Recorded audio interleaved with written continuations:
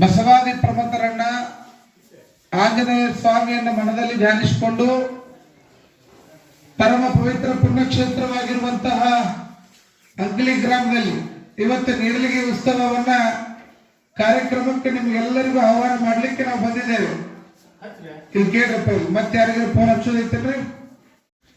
ಆ ಮಹಾಗುರುವಿನ ಸನ್ನಿಧಾನದಲ್ಲಿ ನಡೆದಿರ್ತಕ್ಕಂತಹ ಎಲ್ಲ ಅಂಕಲಿ ಗ್ರಾಮದ ಹಿರಿಯರೇ, ಭಜನಾ ಸಿಬ್ಬಂದಿಯವರೇ, ತಾಯಂದಿರೇ, ಶರಣ ಸದ್ಭಕ್ತರೇ, ದಾಸೋಹಿಗಳೇ, ತಮ್ಮೆಲ್ಲರ ಅಂತರಾತ್ಮಕ್ಕೆ ಭಕ್ತಿಯಿಂದ ಶರಣಾರ್ಥಿಗಳು. ಬಹುಶಃ ಬಹಳ ಚೆನ್ನಾಗಿ ಭಜನಾ ಗೀತೆ ಹಾಡಿದ್ರಿ. ಹಾಡೋದು ಕೇಳ್ಕೊಂತ ಮೈ ಮರೆತುಬಿಟ್ರು ನಾವು.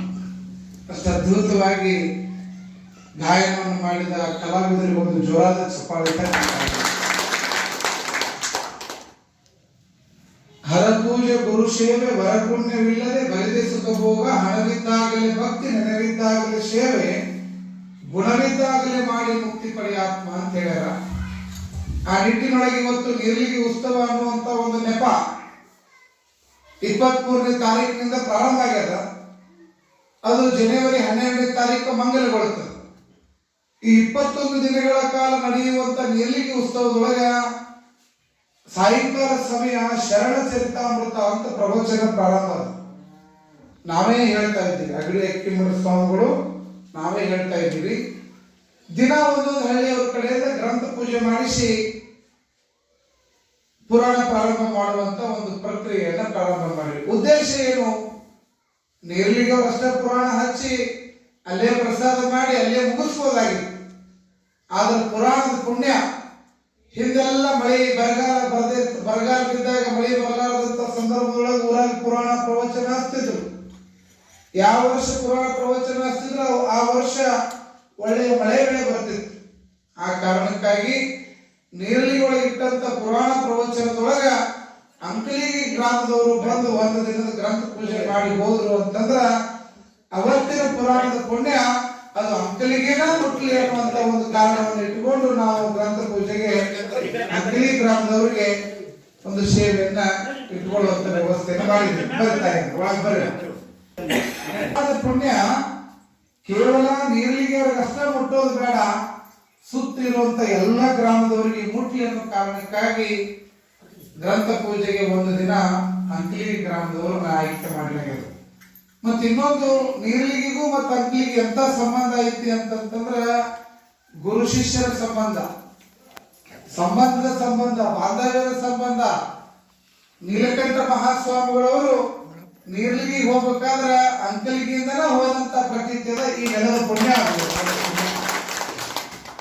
ಬಹುಶಃ ನೀರಲಿಗೆ ಒಬ್ಬ ಸ್ವಾಮಿಗಳನ್ನ ಕಳಿಸಿಕೊಟ್ಟಂತ ನಿಜಲಿಂಗ ಸ್ವಾಮಿಗಳವರ ಲಿಂಗೈಕ್ಯ ಸ್ಥಳವಾಗಿರುವಂತ ನೀರಲಿಗೆ ಗ್ರಾಮದಿಂದ ಇವತ್ತು ನಿಮಗೆಲ್ಲ ಆಮಂತ್ರಣ ಮಾಡ್ಲಿಕ್ಕೆ ನಾವೆಲ್ಲ ಭಜನಾ ತಗೊಂಡು ನಿಮ್ಮ ಊರಿಗೆ ಬಂದೀವಿ. ಮತ್ತ ಗ್ರಂಥ ಪೂಜೆ ದಿನಾಂಕ ಅಂಕಲಿಗೆ ಗ್ರಾಮದವ್ರದ್ದು 6ನೇ ತಾರೀಕು. ಏನ್ರಪ್ಪ, ಎಷ್ಟನೇ ತಾರೀಕು ರೀ? 6ನೇ ತಾರೀಕು. ನೆನಪಿಟ್ಟು ಹೋಗ್ಬೇಕು ನೀವು. ಅದಕ್ಕೊಂದು ಬೋರ್ಡು ಹಾಕಿಬಿಟ್ಟು ಅಲ್ಲಿ ಕೆಳಗೆ ಬರ್ದೀವಿ ನಾವು. ಗ್ರಂಥ ಪೂಜೆಯ ಪಾಲ್ಗೊಳ್ಳುವ ದಿನಾಂಕ ಎಷ್ಟನೇ ತಾರೀಕು? 6ನೇ ತಾರೀಕು ಅಂತೇಳಿ ಅಂಕಲಿಗೆ ಗ್ರಾಮವನ್ನ ನಿಗದಿ ಮಾಡಿದ್ವಿ. ಹೀಗಾಗಿ ತಾವೆಲ್ಲ ಮತ್ತ 6ನೇ ತಾರೀಕು ಹೆಸರು ಹಾಕಿರಿ. ಮತ್ತ 6ನೇ ತಾರೀಕನ ಬರೋದೇನ್ರಿ, ಉಳಿದ ದಿನ ಬರಂಗಿಲ್ಲ ಏನ್ರಿ ಅಂತ ಅನ್ಸ್ಕೊಳ್ಳೋದು ಬೇಕಾಗಿಲ್ಲ. ಇವತ್ತನ ಬರ್ಬೋದು, ಈಗ ಬರ್ಬೋದು. ನಿಮ್ಗೆಲ್ಲ ಇಲ್ಲಿ ಪ್ರಸಾದ ವ್ಯವಸ್ಥೆ ಅದ, ನಿತ್ಯ ಸಾವಿರಾರು ಜನ ಪ್ರಸಾದ ಅದ. ಹೀಗಾಗಿ ಇವತ್ತು ನೀವು ಒಂದಿನ ಬಂದು ಗಾಡಿ ಇದ್ದವರು ನೋಡ್ಕೊಂಡು ಹೋಗ್ರಿ. ಬೇರೆ ಊರವ್ರು ಇವತ್ತು ಕೋಗನೂರು ಗ್ರಾಮದವ್ರು, ಕೋಗನೂರು ಗ್ರಾಮದವ್ರು ಇವತ್ತು ಗ್ರಂಥ ಪೂಜೆ ಅದ. ಅವರೆಲ್ಲ ಹೆಂಗ್ ಬಂದು ಪೂಜೆ ಮಾಡಿ ಹೋಗ್ತಾರೆ ನೋಡ್ರಿ. ಅಲ್ಲಿ ಅವ್ರಿಗೆ ಸನ್ಮಾನ ಮಾಡ್ತೀವಿ. ನಿಮ್ಗೆಲ್ಲರಿಗೂ ಪ್ರಸಾದ ವ್ಯವಸ್ಥೆ ಇರ್ತದ. ಹೀಗಾಗಿ ಹೆಚ್ಚು ಸಂಖ್ಯೆಯಲ್ಲಿ ತಾವೆಲ್ಲ ಬಂದು ಪಾಲ್ಗೊಳ್ಬೇಕು ಅಂತ ವಿನಂತಿ ಮಾಡಿ, ವಿಶೇಷವಾಗಿ ನಾವು ಅಲ್ಲಿ ಮೇಲಾಲಿಂಗಪ್ಪನ ಶಿವಾರಗಟ್ಟಿ ಹತ್ರ ಒಂದು ತೆಂಗಿನ ಗಿಡ ನೆಟ್ಟು ಬಂದಿವಿ. ತೆಂಗಿನ ಗಿಡ ಯಾಕೆ ನೆಟ್ಟಿವಿ ನಾವು ನಿಮ್ಮ ಊರಾಗ ಅಂತಂದ್ರೆ, ನಾವು ಬಂದು ಹೋದ್ಮೇಲೆ ನೀವು ಮರ್ತು ಬಿಡ್ತೀರಿ. ಆದ್ರೆ ಗಿಡ ಅಗಡಿ ಅಜ್ಜವರು ನೀರಲಿಗೆ ಉತ್ಸವ ಕರೆಯಕ್ ಬಂದಾಗ ಈ ಗಿಡ ನೆಟ್ಟಿದ್ರು ಅಂತ ಗಿಡದ ಕೆಳಗ್ ಕುಂತಾಗ ಯಾರೋ ಬಾಯಾಗ ಕಡೆ ಹೋಗೋ ಮುಂದ ಆ ಗಿಡದಾಗ ಒಂದು ತೆಂಗಿನ ಗಿಡ ಕಿತ್ಕೊಂಡು ಕುಡಿದ್ರು ಅಂತಂದ್ರ ನಾವು ಗಿಡ ನೆಟ್ಟಿದ್ದಕ್ಕೂ ಸಾರ್ಥಕ ಆಗ್ತದೆ. ಪರೋಪಕಾರಂ ಇದಂ ಶರೀರಂ. ಮನುಷ್ಯ ಇನ್ನೊಂದು ಕ್ಷಣಕ್ಕೆ ಏನಾಗ್ತಾನ ಅಂತ ನನಗೂ ಗೊತ್ತಿಲ್ಲ, ನಿಮಗೂ ಗೊತ್ತಿಲ್ಲ. ಇಲ್ಲಿ ಕುಂತಿ ಹೊಟ್ಟಕ್ಕರೆ ಹೋಗಿ ಮಣಿ ಮುಡ್ತೀವ ಇಲ್ಲೋ, ಮಠ ಮುಡ್ತೀವಲ್ಲ, ಯಾರಿಗೆ ಗೊತ್ತಿಲ್ಲ. ಅದು ಭಗವಂತನ ನಿಯಮ. ನಾವೆಲ್ಲ ಭಗವಂತ ಸೂತ್ರಧಾರಿ, ಭಗವಂತ ಏನೋ ಸೂತ್ರಧಾರಿ, ನಾವೆಲ್ಲ ಪಾತ್ರಧಾರಿಗಳು. ಪಾತ್ರ ಮಾಡಕ್ ಬಂದಿವಿ. ನಿಮಗ ರೈತ ಆಗಂತ ನಿಮಗೊಂದು ಪಾತ್ರ ಕೊಟ್ಟಾನ, ನೀ ಅಕ್ಕಿ ಮಾಡೋ ಸ್ವಾಮಿ ಆಗಂತ ನನಗೊಂದು ಪಾತ್ರ ಕೊಟ್ಟಾನ, ನೀ ಪೂಜೆ ಮಾಡೋ ಪೂಜಾರಿ ಆಗಂತ ಅವಗೊಂದು ಪಾತ್ರ ಕೊಟ್ಟಾನ. ಹಿಂಗ ಒಬ್ಬೊಬ್ರಿಗೆ ಒಂದೊಂದು ಪಾತ್ರ ಅದಾವಿಲ್ಲಿ. ಈ ಪಾತ್ರ ಬಹಳ ನಿಷ್ಠೆಯಿಂದ ಮಾಡಿ ಹೋಗಕ್ ನಾವು ಬಂದೀವಿ. ಅದಕ್ಕ ಪುರಾಣದ ಪುಣ್ಯ. ಇವತ್ತು ಅಂಕಲ್ಗಿ ಗ್ರಾಮದವರು 6ನೇ ತಾರೀಕು ಬಂದು ನೀವು ಗ್ರಂಥ ಪೂಜೆ ಮಾಡಿದ್ರಿ ಅಂತಂದ್ರ ಅವತ್ತಿನ ಪುರಾಣದ ಪುಣ್ಯ ನಿಮ್ಮ ಊರಿಗೆ ನೀವು ತಗೊಂಡು ಬಂದಾಗ ಆಗ್ತದೆ. ನೀವು ತಗೊಂಡು ಅದಕ್ಕ ಪುಣ್ಯದೊಳಗೆ ಪಾಲ್ಗೊಳ್ಳುವಂತ ಯೋಗ ಯಾರಿಗೆ ಸಿಗುತ್ತಿರ್ತೋ ಯಾರಿಗೆ ಬಿಡ್ತಿರ್ತೋ ಗೊತ್ತಿಲ್ಲ. ಅಂಕಲಿ ಅನ್ನುವಂತ ಈ ಪುಣ್ಯ ನೆಲದೊಳಗೆ ಹುಟ್ಟುವಂತ ಭಾಗ್ಯ ಪೂರ್ವ ಜನ್ಮದಾಗ ನೀವೇನೋ ಪುಣ್ಯ ಮಾಡಿರಿ, ಅದಕ್ಕಿಂತ ನೆಲದೊಳಗೆ ನೀವೆಲ್ಲ ಹುಟ್ಟಿದಿರಿ. ನಾವು ಹುಟ್ಟಿ ಸಾಯೋದ್ರೊಳಗಾಗಿ ಏನೇನ್ ಮಾಡಿ ಬಂದಿಪ್ಪ ಅಂತ ಮ್ಯಾಲ ಭಗವಂತ ಕೇಳ್ತಾನೆ. ನಿಮ್ಗೆ ಹೋದ ಮೇಲೆ ಏನೇನ್ ಮಾಡಿ ಬಂದಿಪ್ಪ ಅಂತಂದ್ರ, ಊರಾಗ 4 ಮನಿ ಮುರಿದಿಪ್ಪ, ಊರಾಗ 4 ಮಂದಿ ತಲೆ ಹೊಡೆದಿನಿ, ಊರಾಗ ಮೋಸ ಮಾಡೀನಿ, ವಂಚನೆ ಮಾಡಿ ರೊಕ್ಕ ಗಳಿಸೀನಿ, ಇನ್ನೊಬ್ರಿಗೆ ಸುಳ್ಳು ಹೇಳಿನಿ, ಇನ್ನೊಬ್ರು ಮನಿ ಮುರಿದು ನಾನು ಮನಿ ಕಟ್ಕೊಂಡೀನಿ, ಬಂಗಾರ ಮಾಡ್ಕೊಂಡಿನಿ ಅಂತೇಳಿ ಹೇಳಕ್ ಬರಂಗಿಲ್ಲ. ಕರ್ಮಗಳನ್ನು ಮಾಡಿದ್ದು ನಾವು ಹೇಳಿದ್ವಿ ಅಂದ್ರೆ ಇನ್ನಷ್ಟು ಕರ್ಮಕ್ಕೆ ನಮ್ಗೆ ಸಿಕ್ಕಿಸ್ತಾನ. ಅದಕ್ಕ ಕರ್ಮಗಳನ್ನ ಮಾಡದೆ ನಾ ಅಂಕಲಿಗೆ ಊರಾಗ ಅಮಾಸಿಗೊಂದು ದಾಸೋಹ ಮಾಡಿನಪ್ಪ, ಅಮಾಸಿಗೊಂದು ಭಜನಾ ಮಾಡೀನಿ, ಅಗಡಿ ಅಪ್ಪರು ಬಂದಾಗ ಸೇವಾ ಮಾಡೀನಿ, ಶರಣ ಶಬ್ದಾಮೃತ ಪ್ರವಚನಕ್ಕೆ ಹೋಗಿ ಗ್ರಂಥ ಪೂಜೆ ಮಾಡಿ ಬಂದೀನಿ ಅಂದು ಬಿಟ್ಟರೆ ಸಾಕು, ನಿಮ್ಮೆಲ್ಲ ಪಾಪಗಳು. ಅದಕ್ಕ ಅಂತ ಪುಣ್ಯವನ್ನ ಪಡ್ಕೊಳ್ಳುವಂತ ಯೋಗ ಇವತ್ತ ನಿಮ್ಮ ಊರಿಗೆ ಬಂದದ. ಹಾವೇರಿ ತಾಲೂಕಿನಾಗ 87 ಹಳ್ಳಿ ಅದಾವ. 87 ಹಳ್ಳಿಯಾಗ 21 ಹಳ್ಳಿ ಆಯ್ಕೆ ಮಾಡ್ಕೊಂಡು ಆ 21 ಹಳ್ಳಿಯಾಗ ಅಂಕಲಿಗಿ ಗ್ರಾಮ ಆಯ್ಕೆ ಮಾಡ್ಕೊತಾರ ಅಂತಂದ್ರ ಈ ಊರು ಪುಣ್ಯ ಮಾಡೈತೆ ಅನ್ನೋ ಕಾರಣಕ್ಕಾಗಿನೇ ಈ ಊರಿಗೆ ಆ ಸೇವಾ ಬಂದೈತಿ. ಒಂದು ಭೂಮಿ ಮೇಲೆ ಒಂದು ಹುಲ್ಲು ಕಡ್ಡಿ ಅಳಾಡ್ಬೇಕಾದ್ರೆ ಭಗವಂತನ ಅಪ್ಪಣೆ ಬೇಕಿಲ್ಲವ? ಸಸಿ ಮಾತು ಕೇಳಬೇಕು ಅತ್ತಿದು ಅಂತಂದ್ರ ನಿನಗೆ ಇಂಥ ಸಸಿನ ಬರ್ಬೇಕಂದ್ರ ಹನುಮಪ್ಪ ಮೊದಲೇ ಹಣಿ ಬರ ಬರದ್ ಕಳಿಸಿರ್ತಾನ. ಇಂಥ ಮಗನ ಹುಟ್ಟಬೇಕು ಅಂತೇಳಿ ಬರದ್ ಕಳಿಸಿರ್ತಾನ. ಇಂಥವ್ರು ದರ್ಶನ ಆಗ್ಬೇಕಂತೇಳಿ ಯಾರು ಅನ್ಕೊಂಡಿದ್ರಿಪ್ಪ ನಿನ್ನೆ ರಾತ್ರಿ ಮಠ? ಅಗಡಿ ಅಜ್ಜರ್ ಯಾವಾಗ ನಿಮ್ಮ ಊರಿಗೆ ಬರ್ಬೇಕಾಗಿತ್ರಿ? ಯಾವಾಗ ಬರ್ಬೇಕಾಗಿತ್ತು? ನೀ ಯಾವಾಗ ಕರಿಬೇಕಾಗಿತ್ತು? ನಾ ಯಾವಾಗ ಅಮಾವಾಸ್ಯೆ ದಿನ ನಿಮ್ಮ ಊರಿಗೆ ಬಂದು ಇಲ್ಲಿ ಕುಂಡ್ರಬೇಕಾಗಿತ್ತು? ಇದು ಪೂರ್ವ ಜನ್ಮದ ಪುಣ್ಯ. ಪೂರ್ವ ಲಿಖಿತ. ಯಾರಿಗೂ ಗೊತ್ತಿಲ್ಲ ಇದು. ನಾ ಬರೋದು ನಿಮಗೂ ಗೊತ್ತಿಲ್ಲ, ನಿಮ್ ಊರಾಗ ಬಂದು ನಾನು ನಿಮ್ನೆಲ್ಲ ನೋಡ್ತೀನಿ ಅಂತ ನನಗೂ ಗೊತ್ತಿಲ್ಲ. ಆದ್ರ ಬರುವಂಗ ಮಾಡಿದವ್ರು ಯಾರು? ಆ ಭಗವಂತ ನಮ್ಮನ್ನ ಕುಡ್ಸಾನಿ. ನೀರಳಿಗೆ ಉತ್ಸವ ಅನ್ನುವಂತ ಒಂದು ನೆಪದೊಳಗೆ ನಮ್ನೆಲ್ಲ ಕುಡ್ಸಾನ. ನಾವೆಲ್ಲ ಕೂಡಿ ಬಾಳೋದನ್ನ ಇಡೀ ಜಗತ್ತಿಗೆ ಕಲಿಸ್ರಪ್ಪ, ಈ ಕೂಡಿ ಬಾಳೋದಂತ ಹೇಳಾಕ ನಮ್ನೆಲ್ಲ ಕುಡ್ಸಾನ. ಅದಕ್ಕ ಕೂಡಿ ಬಾಳಿದರೆ ಸ್ವರ್ಗ ಸುಖ ಇಲ್ಲೇ ಸಿಗುತ್ತಿತ್ತು ಅಂತ ಹೇಳ್ಯಾರ. ಅದಕ್ಕೆ ನಾವೆಲ್ಲ ಜಾತಿ ಭೇದ ಧರ್ಮಗಳನ್ನು ಬರೆದು ನೀರಳಿಗೆ ಉತ್ಸವಗಳು ಕೊಡೋನು. ಅಲ್ಲಿ ಮುತ್ತೈದೆಯರು ಉಡಿ ತುಂಬೋ ಭಾಗ್ಯ, ಉಡಿ ತುಂಬುವಂತದ್ದು ಕಾರ್ಯಕ್ರಮ ಇಟ್ಕೊಂಡಿವಿ.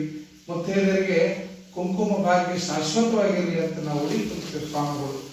ಅಲ್ಲಿ ಬಂದಂತ ಭಕ್ತರಿಗೆ ಪ್ರಸಾದ ಅದ. ಅಲ್ಲಿ ನಿತ್ಯವೂ ಕೂಡ ದಾಸೋಹ ನಡೆದದ. ಹಳ್ಳಿ ಜನ ಎಲ್ಲ ಬಂದು ಪುರಾಣ ಕೇಳಾಕತ್ತಾರ.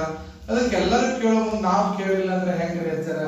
ನಾವು ಬಂದು ಕೇಳ್ತೀವ್ರಿ ಅನ್ನೋ ಭಕ್ತರು ನೀವೆಲ್ಲ ಅಂಕಲಿಗೆ ಮತ್ತೆ ನೀರ್ಲಿಗೆ ಬಹಳ ನಿಕಟ ಪೂರ್ವ ಸಂಬಂಧ ಇರೋದ್ರಿಂದ ಇವತ್ತಿಂದನ ಯಾರವರಿಗೆ ಗಾಡಿ ಟ್ರ್ಯಾಕ್ಟರ್ ಇದ್ದು ಅಂದ್ರೆ ಬಿಡ್ರಪ್ಪ, ಏನಾಗಂಗಿಲ್ಲ. ಸೇವಾ ಮಾಡ್ರಿ, ಭಕ್ತರು ಕರ್ಕೊಂಬರ್ರಿ. 7 ಗಂಟೆ ಅನ್ನೋದ್ರಾಗ ಬರ್ರಿ, ಪುರಾಣ ಕೇಳ್ರಿ, ಮತ್ತು 9 ಗಂಟೆಗೆ ಮುಗಿಸಿ ಮನೆಗೆ ಒಬ್ಬೊಬ್ರು ಅನ್ನಂಗೆ ಎಲ್ಲರೂ ಡಗ್ರ ಹೊಡೆದು ಎಲ್ಲರೂ ಕುಡ್ಕೊಂಡು ಬಂದು ಗ್ರಂಥ ಪೂಜೆ ಮಾಡಿ ನಿಮ್ಮ ಊರಿಗೆ ಪುಣ್ಯ ತಗೊಂಡು ಬರ್ರಿ. ಪುರಾಣದ ಪುಣ್ಯ ಯಾರಿಗೂ ಸಿಗಂಗಿಲ್ಲ. ವೇದಿಕೆ ಮೇಲೆ ಬಂದು ನೀವು ಪೂಜೆ ಮಾಡಿದ ಮೇಲೇನೆ ಅವತ್ತಿನ ಪುರಾಣ ಪ್ರಾರಂಭ ಆಗ್ತದೆ. ಏನ್ರಪ್ಪ? ಅವತ್ತಿನ ಪುರಾಣ ಪ್ರಾರಂಭ ಆಗುದು ಯಾವಾಗ ಹೇಳು? ಅಂಕಲ್ಗಿ ಗ್ರಾಮದವ್ರು ಬಂದು ಗ್ರಂಥ ಪೂಜೆ ಮಾಡಿದ ಮೇಲೇನೆ ಪುರಾಣ ಪ್ರಾರಂಭ ಆಗ್ತದ. ಹೀಗಾಗಿ ನೀವೆಲ್ಲ ಹೆಚ್ಚು ಸಂಖ್ಯೆಯಲ್ಲಿ ಬಂದು ಗ್ರಂಥ ಪೂಜೆಯನ್ನು ಮಾಡಿ ಆಶೀರ್ವಾದವನ್ನು ಪಡ್ಕೋಬೇಕು ಅನ್ನುವಂತ ಮಾತನ್ನು ತಿಳಿಸ್ತಾ, ವಿಶೇಷವಾಗಿ ಮತ್ತೆ ನಾವೆಲ್ಲ ಕಡೆ ಹೇಳಲೇಬೇಕಾಗಿರ್ತಕ್ಕಂಥದ್ದು ಅಜ್ಜರ ನಮ್ಗೆ ಹೇಳೇ ಇಲ್ಲಲ್ರಿ ಅನ್ಬಾರ್ದಲ್ಲ. ಆ ಕಾರಣಕ್ಕಾಗಿ ಹೇಳೋದೇನು ಅಂತಂದ್ರ ಅಜ್ಜರ ಮತ್ತೆ ನಾವೇನ್ ಮಾಡೋಣ್ರಿ ಅನ್ನುವಂತ ಅಭಿಮಾನ ಎಲ್ಲರಿಗೂ ಇರ್ತದೆ. ಆದ್ರೆ ಯಾರಿಗೂ ಒತ್ತಾಯ ಇಲ್ಲ. ಅಜ್ಜರ ದಾಸೋಹ ನಡೆದ್ರಿ, ನಮ್ದು ವೈಯಕ್ತಿಕವಾಗಿ ಕೊಡ್ತೀವಿ ಅನ್ನೋರು ಕೊಟ್ಟು ಹೆಸರು ಕಳಿಸ್ಬೋದು. ಇಲ್ಲ ಅಜ್ಜರ ನಾವು ಊರ್ ವತಿಯಿಂದ ಎಲ್ಲರೂ ಕೂಡಿ ಒಂದಿನ ದಾಸೋಹ ಮಾಡ್ತೀವ್ರಿ ಅಜ್ಜರ ಅನ್ನೋರು ಇದ್ರಿ ಅಂತಂದ್ರ ಒಂದಿನ ದಾಸೋಹ 25,000 ರೂಪಾಯಿ ನಿಗದಿ ಮಾಡ್ಯದ, ನೀವು ಕೂಡಿಸ್ಕೊಟ್ಟು ದಾಸೋಹ ಮಾಡ್ಬೋದು. ಇಲ್ರಿ ಅಜ್ಜರ ನಾವು ವೈಯಕ್ತಿಕವಾಗಿನ ಮಾಡಿಸ್ತೀವ್ರಿ ಅನ್ನೋರು ಇದ್ರೆ ವೈಯಕ್ತಿಕವಾಗಿನ ಕೊಟ್ಟು ಮಾಡಿಸ್ಬೋದು. ಯಾರಿಗೂ ಬಲವಂತ ಇಲ್ಲ, ಒತ್ತಾಯ ಇಲ್ಲ, ಕೊಡ್ಬೇಕಂತಾನೆ ಏನು ಇಲ್ಲ. ಆ ನಿಟ್ಟಿನೊಳಗೆ ಎಲ್ಲರಿಗೂ ಮುಕ್ತ ಅವಕಾಶ ಅದ. ಜೊತೆಗೆ ಶರಣ ದಂಪತಿ ಸನ್ಮಾನ ಅಂತ ಇಟ್ಕೊಂಡಿವಿ.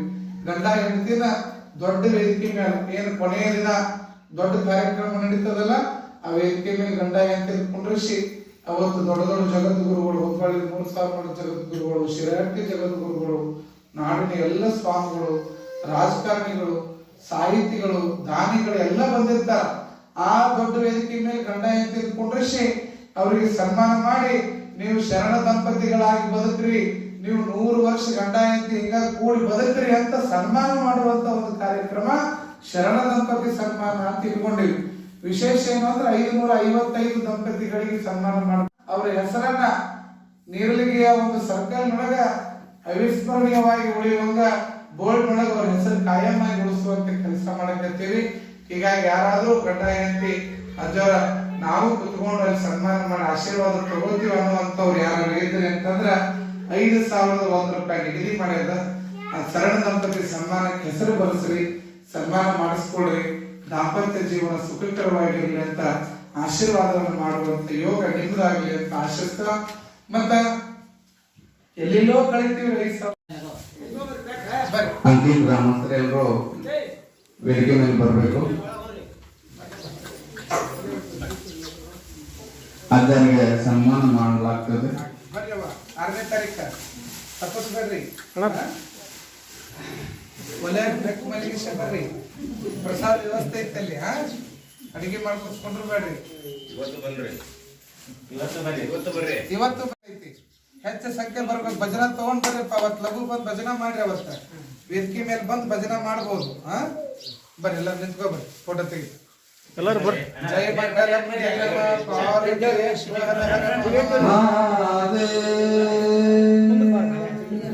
ಮುಂದಕ್ಕೆ ಬಾಯ್